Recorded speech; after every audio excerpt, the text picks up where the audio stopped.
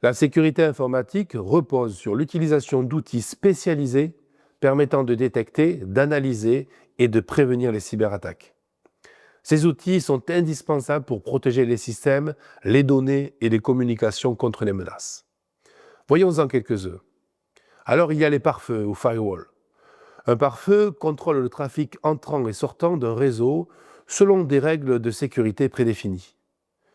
Quel type de pare-feu existe-t-il? Alors il y a des pare-feux matériels qui sont intégrés dans des routeurs ou des appliances dédiées comme Cisco, ASA ou Fortinet.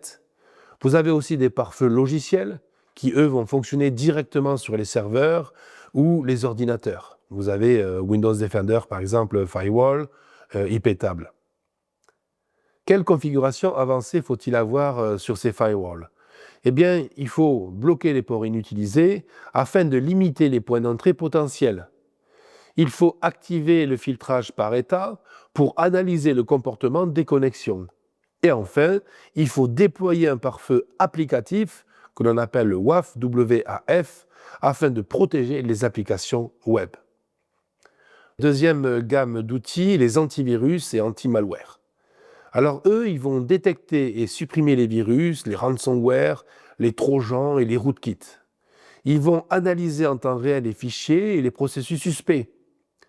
Quelques solutions recommandées, vous avez Windows Defender, Malwarebytes, Bitdefender, Kaspersky et d'autres qui arrivent sur le marché.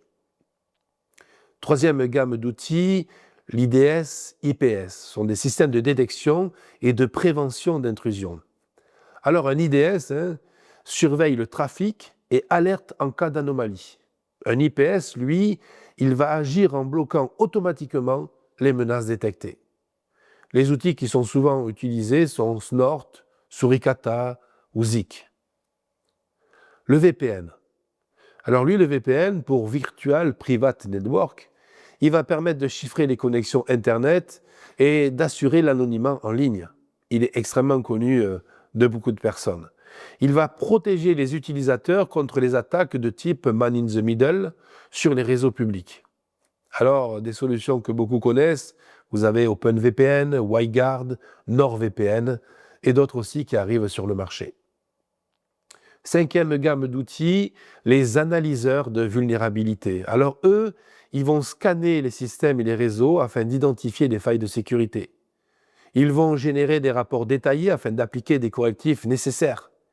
Les outils qui sont souvent utilisés, Nmap, Nessus ou OpenVAS.